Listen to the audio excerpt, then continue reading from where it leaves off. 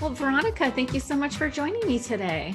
Thank you. It's so good to be here and connected with you. It was great to meet you in person in Miami. Oh my gosh, that was so fun. That the She Recovers event in Miami was, it was so funny. The MC at one of the events was like, "Oh, this is going to be life changing." I'm like, "Really? How?"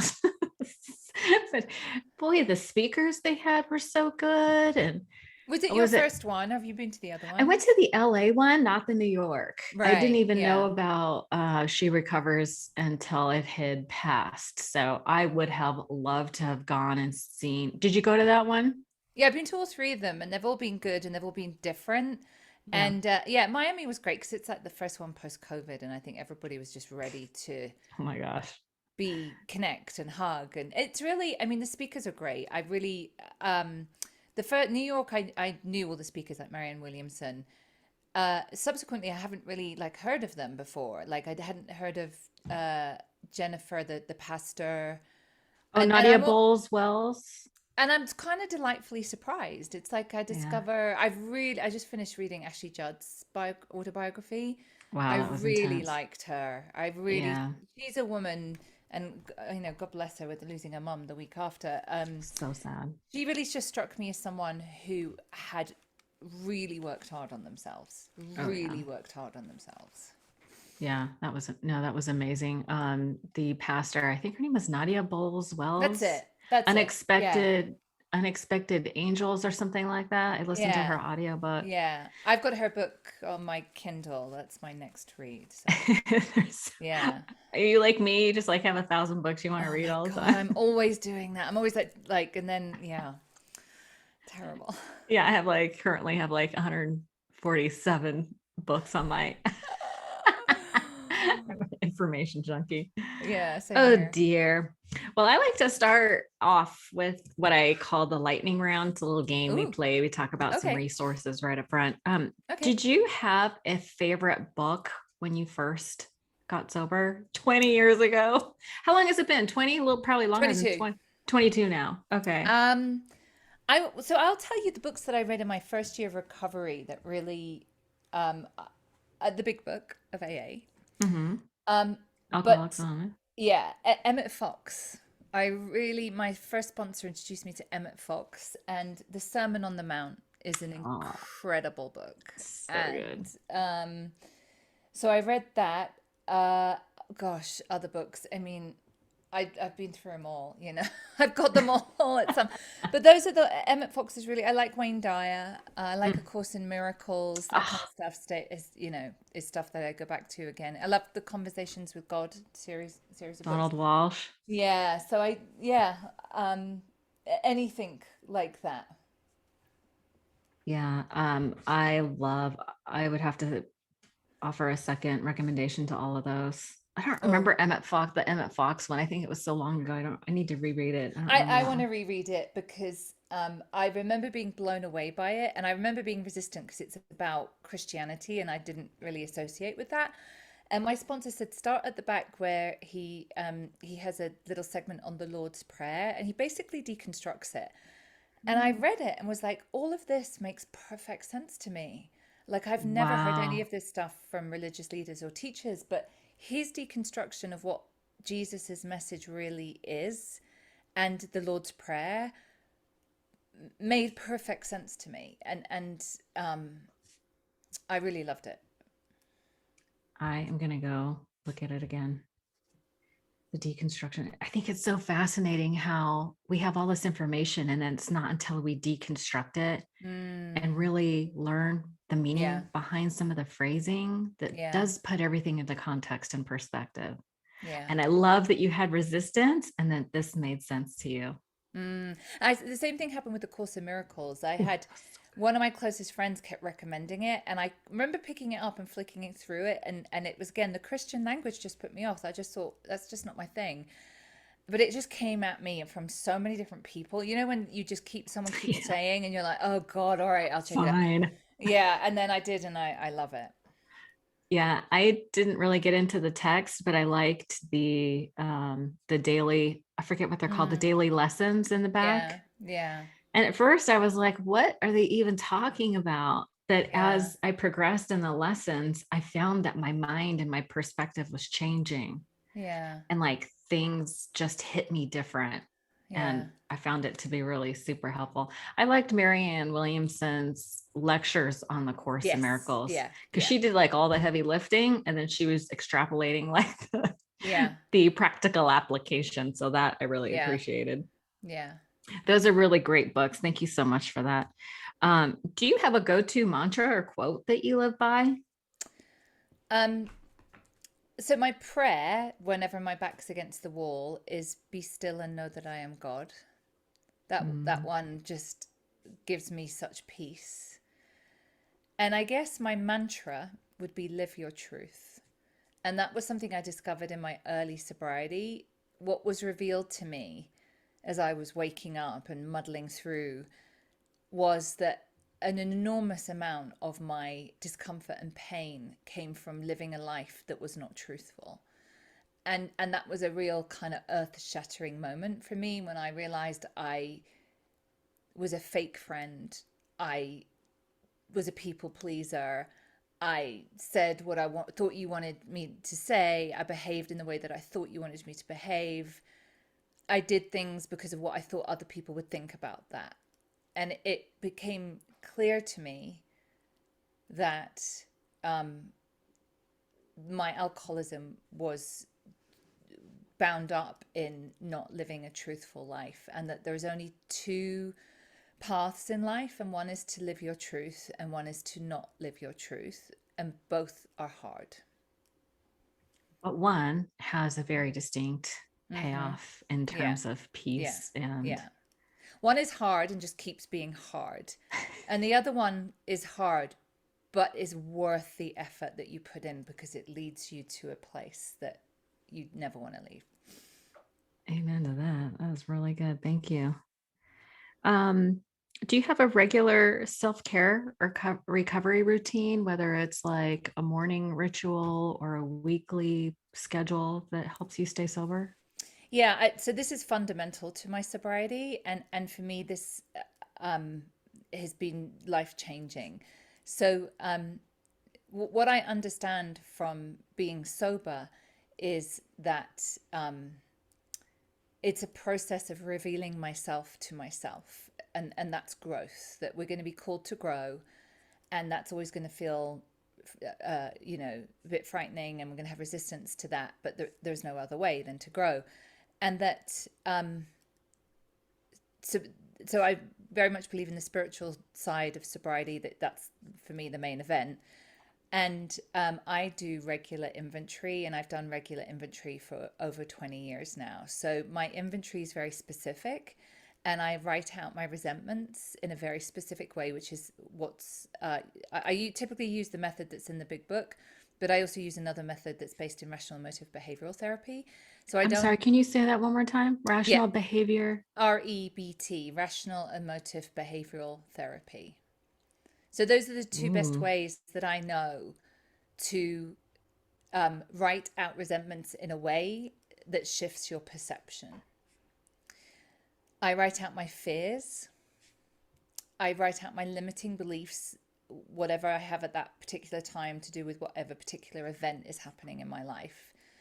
And I write a gratitude list. And for, I would say, up until I had kids, I had my first child when I was 10 years sober.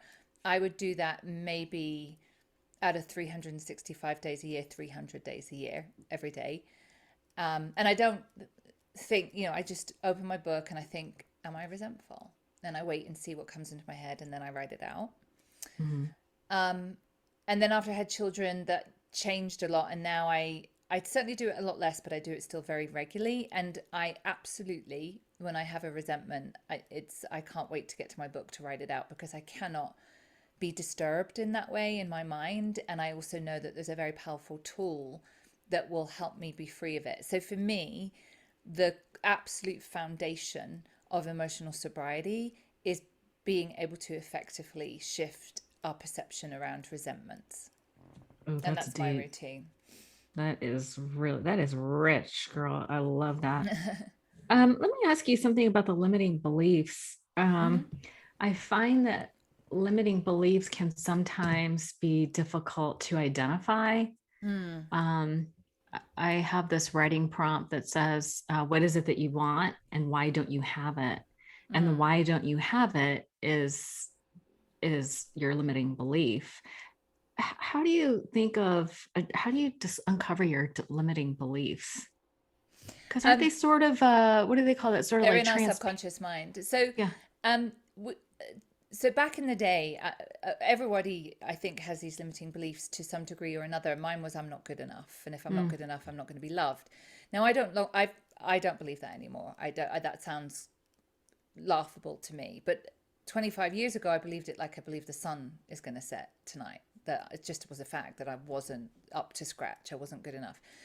So, because we're always being called to grow and expand, and life is expansive, we'll always meet fear and resistance. And in that fear and resistance, like whatever the new thing is, we will, that's where our limiting beliefs are.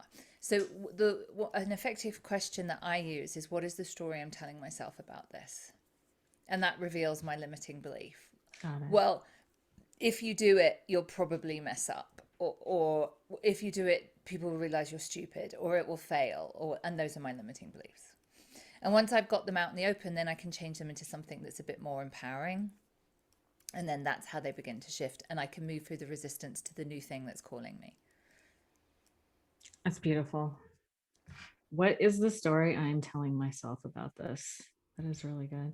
It's so interesting how our minds are always trying to extrapolate meaning from things, Mm. right? Mm. And sometimes just pen to paper, that journaling exercise Mm-hmm. is Mm-hmm.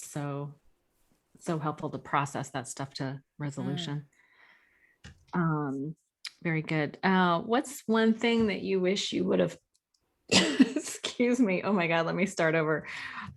What's one thing you wish you knew when you first got sober? Gosh, when I first got sober,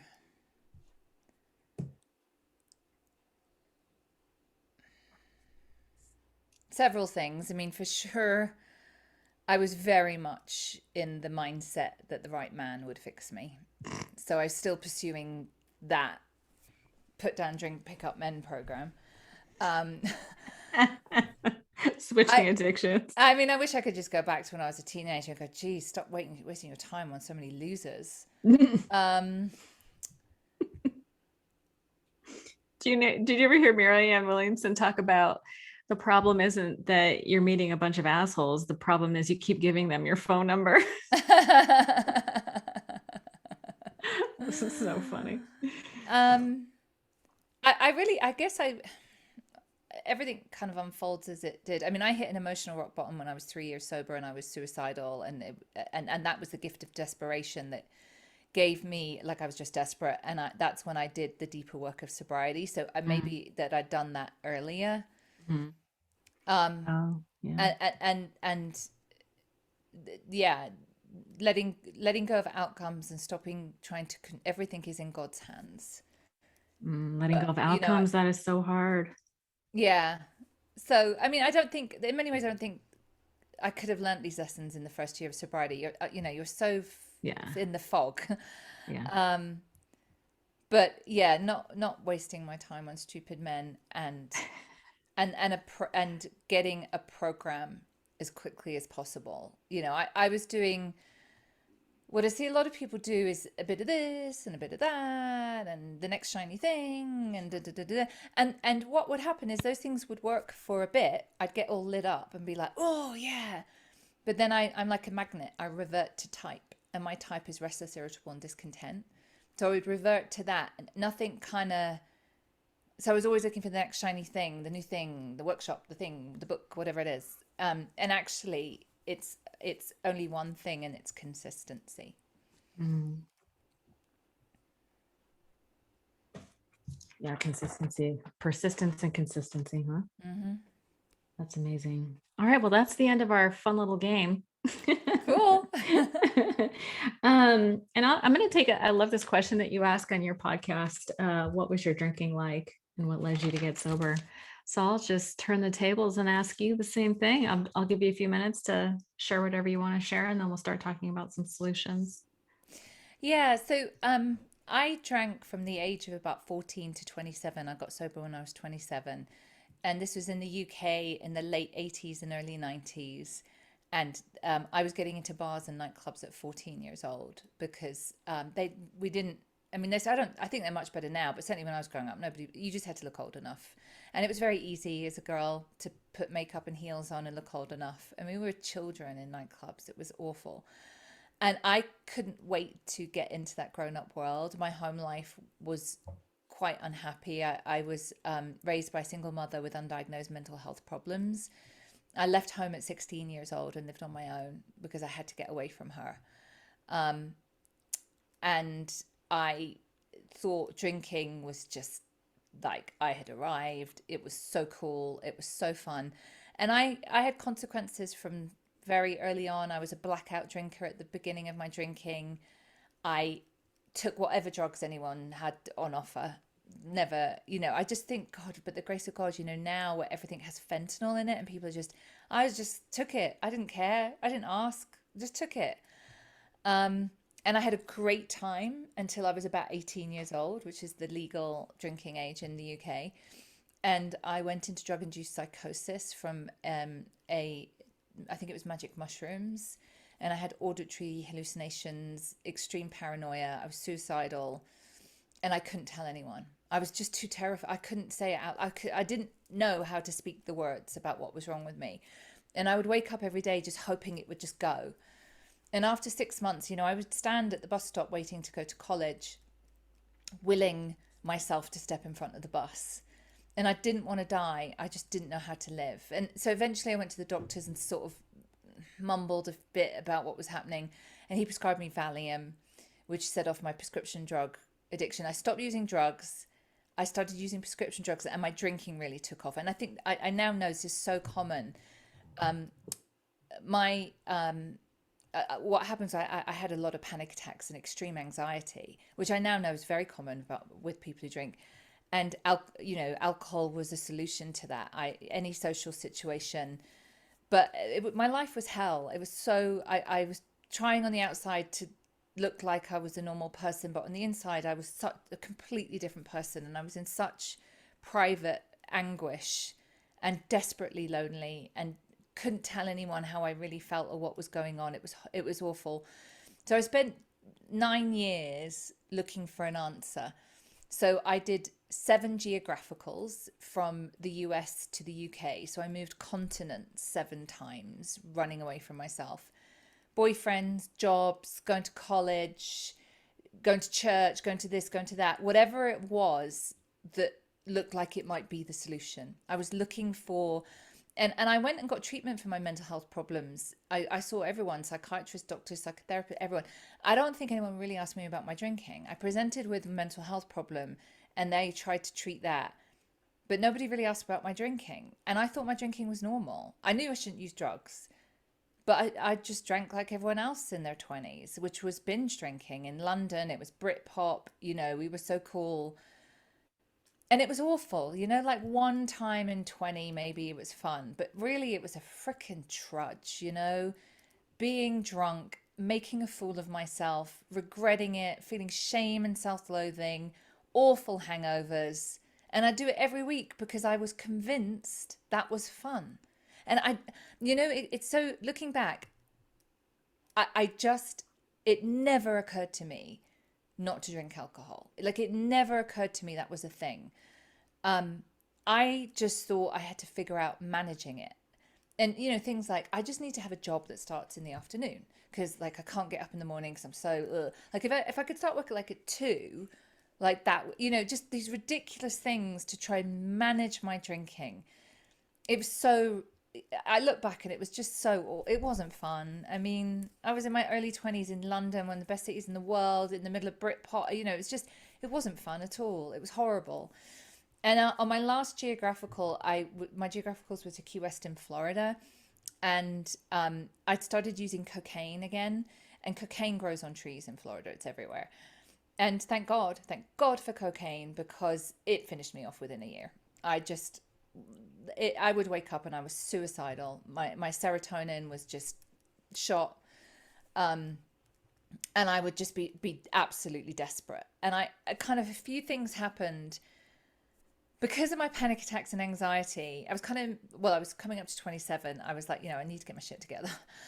I thought, in my craziness, I thought I'll be like, I can't work where there's big groups because it triggers my anxiety, but I can do one to one. So I'll be a therapist. And the local college had an addictions counseling course. So I joined that. And then I met a couple of people who were sober. And then it was suggested that I go to an AA meeting to see what these poor people are like that I'm going to go and help. And this was in 2000. And I didn't make a conscious decision to stop drinking. It's so strange when I look back. I went out one night with my boyfriend at the time, and we had all these. We had these tokens to get. It was an event, and we had these tokens to get wine. And I came home and I didn't use all my tokens, and I was like, "What?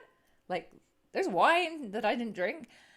And the next day, I think I decided just not to drink, and it turned into a week, and it turned into 3 weeks, and it wasn't like a. I didn't think alcohol was my problem. I thought I had a mental health problem, but I stopped, and I was doing my classes, and I went to my first AA meeting when I stopped drinking for about 8 or 9 weeks, and I didn't identify, I didn't relate. I was there really as in a professional capacity, and I don't know why I went back. And I did, and I went back. I think a lot of it was because when I stopped drinking, I didn't have any friends, because all my friends pretty much were fair weather drinking friends, most of them, not all, but most of them. Um, and I went back and I heard someone speak about, in a meeting, they spoke about fear, and they spoke about that the reason they drank was because of their fear, and that they were frightened of everything and anything and nothing, and it had ruled their life. And I just sat there and thought, oh my God, I thought I was the only person who had ever felt that way. And I was home. I was like, that's my problem. That's exactly why I drink. I drink because I'm really scared. And that was my kind of like the heavens opened, and I went, oh my God, I'm an alcoholic. And it made perfect sense to me.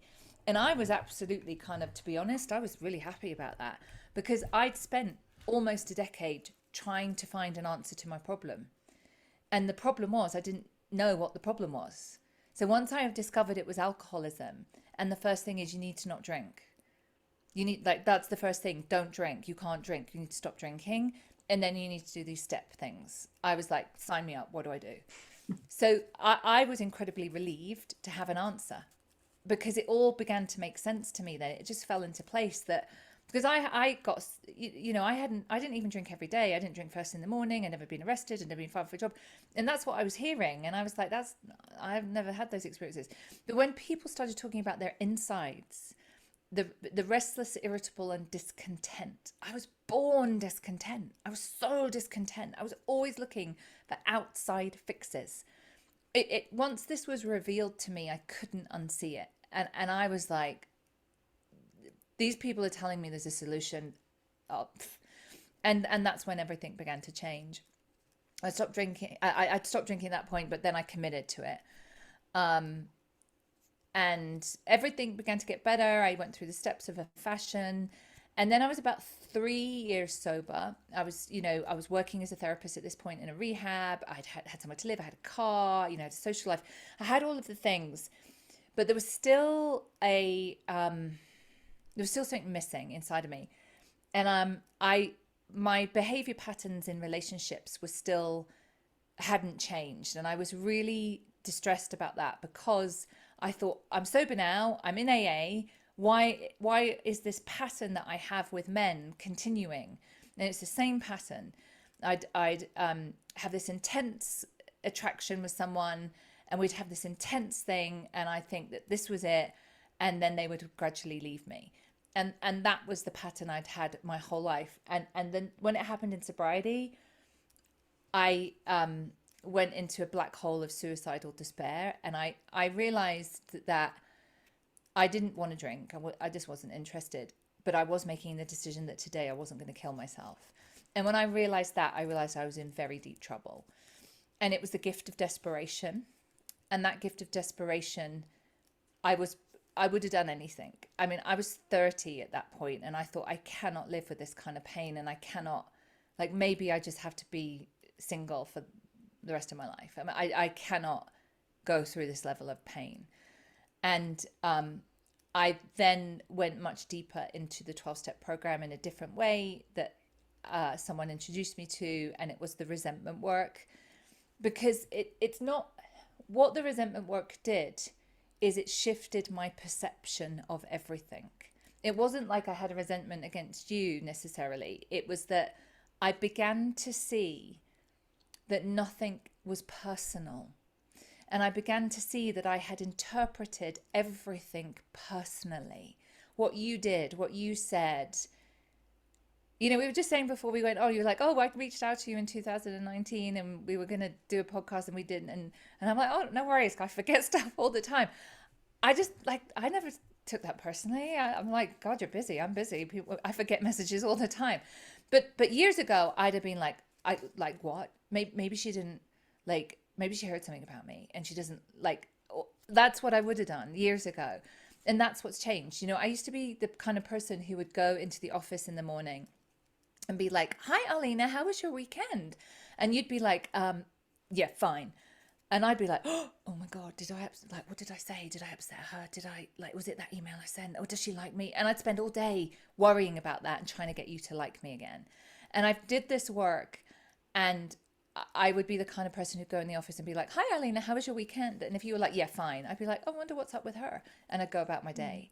And that sounds like a small thing, but it's massive. That was my life all day, every day, was what do people think? Have I upset them? Do they like me? What did they mean when they said it like that? What was that? Did they mean that in that text? You know, we call it the obsession of self. The obsession of self. It's all about me all the time. Everything's about me. And when we talk in sobriety about freedom, what we actually mean is freedom in our minds. And that's what happened, is that once you are relieved of that self-obsession, you have freedom in your mind. And God, you can do much more useful things with your mind when you're not obsessing what other people think about you. So the core transformational work for me was the resentment work, and the beginning to see that the story I told myself about what you did or said was actually not true, and nothing was personal. And that helped, that from that you then feel more comfortable in your own skin. I'm not worrying, I'm not burning up energy foolishly worrying what other people think or what's going on.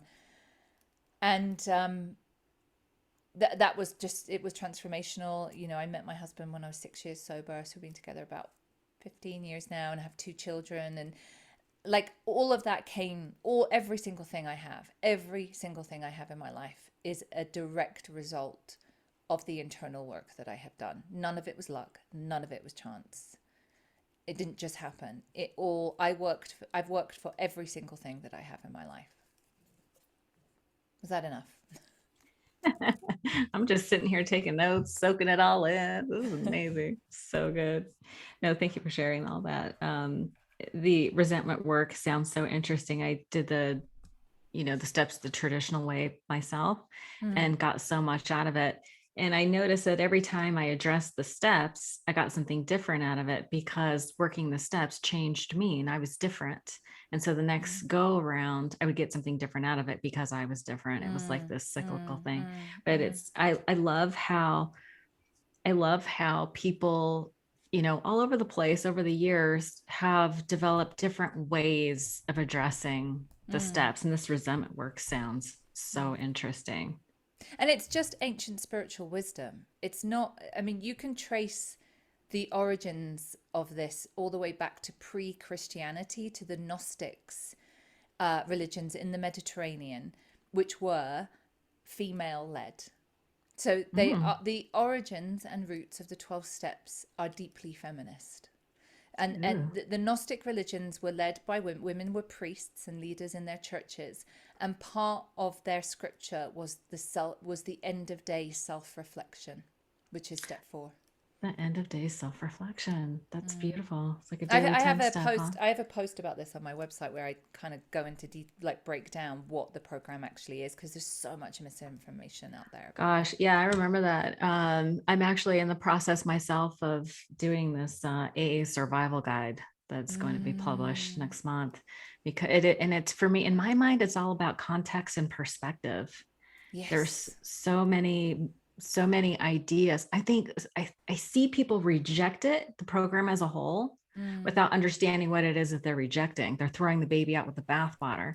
And I think, what is it? I bumped up against those same things, like the idea of powerlessness, a higher power. I grew up Christian mm, and mm. I got away from it because it didn't serve me. Um, I bumped up against all the same obstacles, but I believe it was my perspective and the way I thought about these things that allowed me to move through it, the obstacle, and gain the benefit of the program. And so my attempt at this guide is to deconstruct some of that stuff. And when I was looking at your website and doing some research, by the way, your website is wonderful. The Soberful Mm. is very well. It's so clear and Oh, just thank you. well thought out.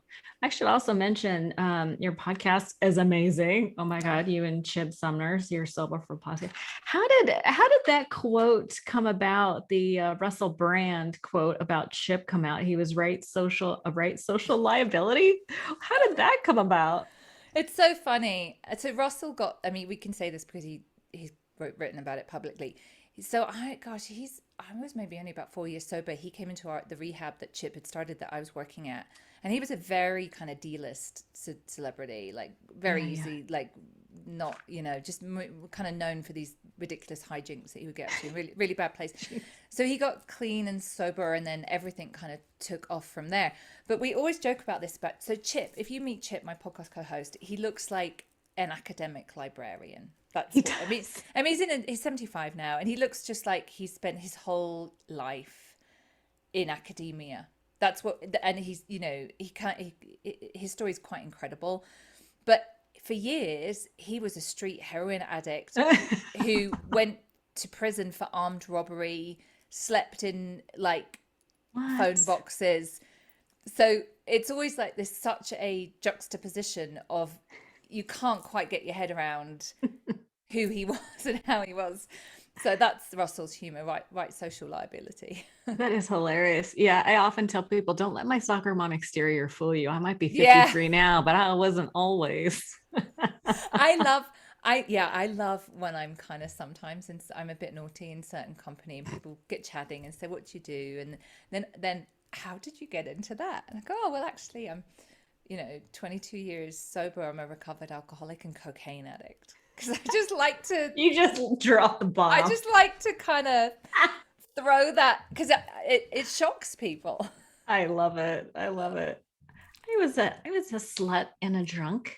I remember one time I had a daycare in my house. And so I was like in my 30s and I had a baby on my hip and the painter had come to the house and we were outside my house looking at the house, discussing what he was going to do. And he said the F word. And then he caught it. He looked at me and he caught himself and he like in a look of like he realized what he just said. And he looked at me in horror. And he goes, "Oh my God, I'm so sorry." And I turned around. I was like, "Who the fuck are you talking to?" Who's standing behind me that you are so embarrassed about? And then it was like the first time I had that realization. It's like, wow, I look so different to other people than the image I had in Yeah, my mind of myself. yeah. It's so funny. People It are is funny. funny. It is Yeah. funny. We get sober and people think that you sprout wings or and your Yeah. virginity comes back. I don't know. No, that does not happen. So fun. Man, I bet you got some stories about people going through rehab. So you worked at a rehab? Did you work Yeah, with so Chip? I worked with Chip. Yeah, he gave me my first job. I did my internship with him. So I worked at Focus for several years in different ways as a seeing one-to-one clients and on the program. I'm trying to think how long, maybe 6, 7 years, something like that. Oh, that's a long stretch. So That is, yeah, listen, can I just say I recognize that is difficult work because you're dealing with people who are very sick yeah, and often the success rate is not typically high. And I think I just know that that can be really difficult work. There's a lot of those people who don't even want to be sober. They're just going there to yeah. get, the law off their back or their family off their back. But But you know what's great about that is when Chip started the rehab there was like one AA meeting a week in the town that he did it, and now there's like multiple meetings of multiple different fellowships. But there's also, we would do an annual reunion, and they would just get bigger and bigger and bigger each time. And Mm. that was quite amazing in that, actually I saw tons of people recover. But what would happen is they would come with their families. So they would come with the like 5, 6, 7 people that their sobriety, their addiction and their sobriety affected, and it affected them. So it was actually, yeah, and that whole kind of area of England changed because of the rehab and the recovery that Wow. grew out of it. Well, listen, that's what we're all hoping for, right? Is to have an Mm. impact and help people Yeah, out of their suffering. yeah. If you've ever suffered and got information that changed your life, it's difficult not to want to shout it from the rooftops. Mm-hmm. But Mm, it does have an impact. That's a beautiful story. mm, That's amazing. That's what we all mm, hope for. mm. But something I'm sure you have a lot of information around relapse prevention, because there's in that beginning phase when people are first, and I think a lot of people listening are sort of in that beginning phase where they're wrestling with this idea: am I an alcoholic? Can we just call it alcohol use disorder? There's all this new information out there. Like when you and I got sober in 94, there was nothing Mm-hmm. other than the 12 AA. steps. Yeah, that was There it. was Yeah, nothing else. yeah. And I had that same gift of desperation that I was Mm, like, forget it. I'm just, whatever you tell me to do, that's mm. what I'm going to do. They said I had to work with the women, which I thought was terrifying, but Mm-hmm. I did that. Um, but it's the beginning when you're so fragile that I think relapse prevention and ongoing support is so important. How do you think about relapse prevention? So relapse is never an event, it's a process. So it's something that starts days, weeks, months earlier. And I think for me, the defining characteristic is when people disengage from their sober communities. And I think having sober friends and a sober community is pivotal to successful sobriety. So when I'm thinking of a client that I had. I have a subscription group called Sober for Life, and she came into one of my coaching programs and did really well. And then I saw that she left the subscription group, and I was like, hopefully she's doing something in her local community. And she wasn't. She didn't do anything. She came back about 9 months later, and she drunk, and she said, I just thought I was fixed now and I could just carry on. And then I, had one drink because I thought, well, and then I had two, and then I had, and then I was back where I was. And for me, it's always been when people disengage from their sober communities is a really big red flag for relapse, because it does feel like we are the only sober person in the village, right? It can feel like that. I mean, we all live in alcohol saturated communities. Now, amazingly, I was just saying this to someone the other day, like, I don't know, uh, like my kids are still in elementary school, and there's always a group of mums that get together and drink, and I never get invited to that. I mean, they, even if they don't really know me or Weird. know what I do, they can kind of smell it on me. But amazingly, my friends have made the friends that they have made. We've got to know their parents, and ironically, most of them don't drink either, for various reasons. One couple was Mormon, another couple just don't. They just don't drink. Don't like. They did when they were younger. Don't like it. Haven't got time. Another couple have like one glass of wine a week, maybe. Um, and I was like, that's really interesting. So there's always sober people. You can always find them. Not just people like us. People just don't drink for whatever reason. So they are out there. But I think, it's like at She Recovers in Miami. There's just a special understanding that you cannot get anywhere else. And I feel that that's our lifeblood. And it's so when we're disengaged with sober people, but also we have to continue to do the work. We have to continue to put our effort into our sobriety, and it's not, this is just our thing. Diabetics have to take care of themselves. Asthmatics have to do stuff. Everybody has something that makes them think, oh, what. And what I teach and what I do, it's really personal development work. I'm not doing stuff about not drinking, or I'm doing personal development work, because the personal development work enables me to feel comfortable in my own skin. And when I feel comfortable in my own skin, then my brain's not looking for an anesthetic. But if I don't self-reflect, if I don't look at my behavior and myself, then gradually I begin to feel uncomfortable in my own skin. When I had my first child, he was a terrible sleeper, and I was exhausted, and we'd just moved and I didn't know anyone, and I was just barely getting through the day. And I stopped doing every single thing that I had done up until then to support my sobriety and mental health. And I kind of had this awareness that I had, and I was like, you know what, it doesn't matter. I'm only at home with the baby. It's not like I'm doing anything, it's fine. And about 9 months in, everything my husband did pissed me off. The way he put the groceries in the fridge, the Stop way breathing like he that. changed the diaper, the way he closed the door irritated the hell out of me. So when I'm okay with me, I don't have to make you wrong. And that's the biggest red flag for me, is when I start making other people wrong, I know I'm not okay, and I need to look at myself. And I realized I felt uncomfortable in my skin, and I got straight as best I could with not having much sleep and a little baby. I began to work my program again. Within 3 weeks, I felt restored. It's so little kids are hard on a marriage. Oh, They're hard on your sobriety. They're hard on your so life. hard.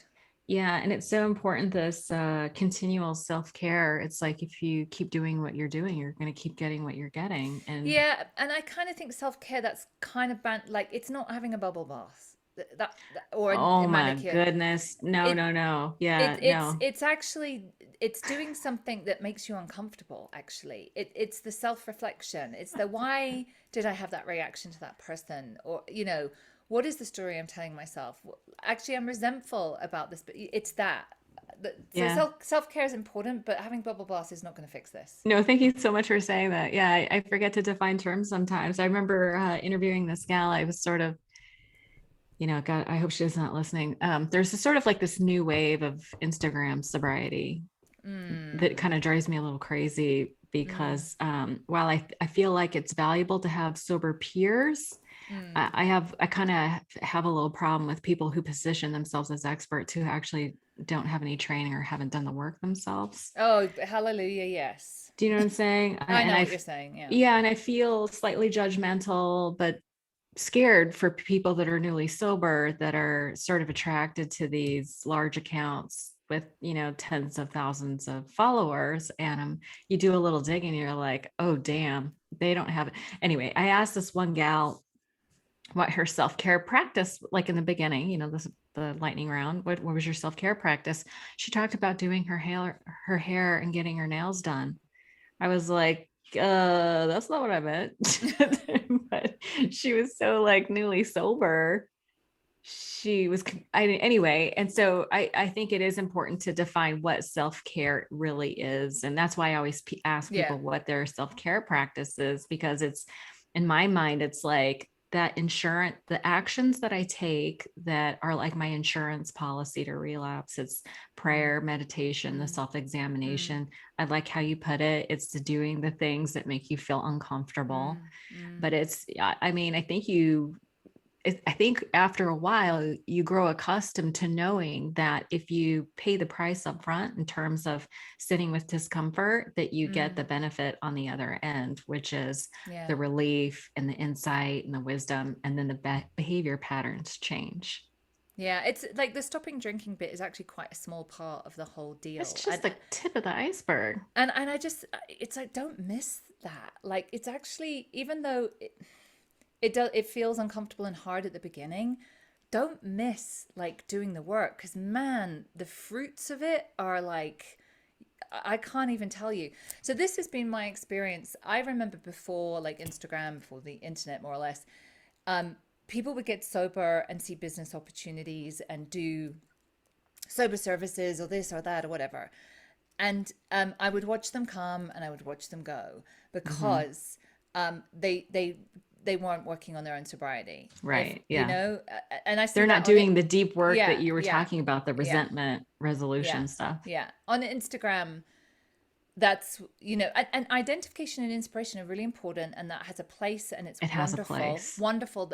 And I think it's actually doing, I can't imagine being a woman today waking up and going on Instagram and seeing all these sober accounts. I mean, we didn't have that. Like, No. I think that is incredible, Yeah. incredible service for people to see that. But being sober is not enough for somebody to help you with your problem. No. It's like, I've had 2 pregnancies, but I can't, like, I know a lot more than I did before for sure. But I'm not in any position to help somebody who's going through a pregnancy or parenting or anything like that. So, and this is what I see it here already. I see people come and I see them go. And the people that go are going to be the people who are not, in my experience, consistently doing what needs to be done to maintain their mental and emotional health. Yeah, and doing the deep work, it's, in my mind, it's get sober, stay sober, go deeper, right? We got to go Mm, deeper, right? Like you hit that 3-year mm, emotional bottom, let's mm, call it, I guess, if that's a fair mm, statement. mm, And it was a call to go deeper. And mm, although those experiences are painful, what you talked about at the other end of that was the gift of desperation. mm, And so it is possible that people will, mm, hit those and then go deeper. mm, In my mind, it's so interesting because I'm fascinated with that. I do hypnotherapy, and I'm always fascinated with sort of like this default mode network. It's like your brain has an operating system it's set in childhood. And without this consistent work, we go back to that default. And so relapse, like you said, relapse prevention is more about taking those daily actions to sort out those negative feelings and process to resolution. yes. Yeah. Yeah. And it's a gift, there's a Yeah. there's a we constantly have invitations to grow, and if we don't accept them, wait a minute, it'll come around again. A lesson is repeated until it is learned. Yeah. Yeah. And otherwise we get stuck in what I call a holding pattern, where we Yeah. feel like we're moving but we're just not growing because we're just Right. in a holding pattern. And breaking out of that holding pattern and honoring your call, this is what the stuff I write about in my book, and honoring that call to growth is the deal in sobriety. Like, Honoring the call to growth. don't just settle for not drinking. You're missing like 90% of what's on offer here. Yeah, it's just the tip of the iceberg. Well, listen, I know you have a hard stop, so I want to be mindful of that. But I just want to make sure that everybody subscribes to your podcast, Soberful with Chip Summers, and gets your book, Soberful, Uncover a Sustainable, Fulfilling Life Free of Alcohol. I like how you use any other words like alcoholic. Do you have feelings about the terminology alcoholic, alcohol use disorder? I recognize that the conversation is changing, but I sort of use those words interchangeably. Yeah, same. I mean, I understand the need for changing language to not label people in a way that's derogatory. I Mm-hmm. personally am very attached to the term alcoholic. I love it. It fits me. And I have used it for many, many, many years Yeah, as a way to confront people's prejudice, because I know I don't fit the stereotype. I don't look anything like what the general public thinks an alcoholic, and neither do you. So I love that I can use that word, and it I feel like it breaks stigma because people don't think an alcoholic looks like me, exactly. especially when I was so young. We were pretty young when we got sober. Yeah. So I think that I'm just not going to say, hi, I have an alcohol use disorder. It's just it's just too many words. It's So too, I mean, yeah, I think there's definitely certain contexts where it's appropriate to yeah, use that, and I think personally everybody should call themselves whatever they want to call themselves. But I'm quite comfortable with seriously. alcoholic and addict. Yeah, love that. All right. Well, listen, everyone, listen to Soberful podcast, get her book, Soberful. And you have lots of programs. You have a subscription program. Are you still doing one-on-one coaching? Yeah, no, I don't really do one-on-one, but I do have group programs. Group programs. Yeah, various kinds that we do the deep work. We do the resentment work. We do stuff around fear, limiting beliefs, all of that kind of stuff. So, which is my joy. I love seeing the transformation that takes place when people do this stuff. It's incredible. Same. Yeah, I love it. Nothing better. Well, Veronica, thank you so much for your time today. It was just such a pleasure to talk to you. And thank you for all the work that you're doing. And same to you. I'm so glad we got to connect. This has been fun. Me too. We'll talk soon.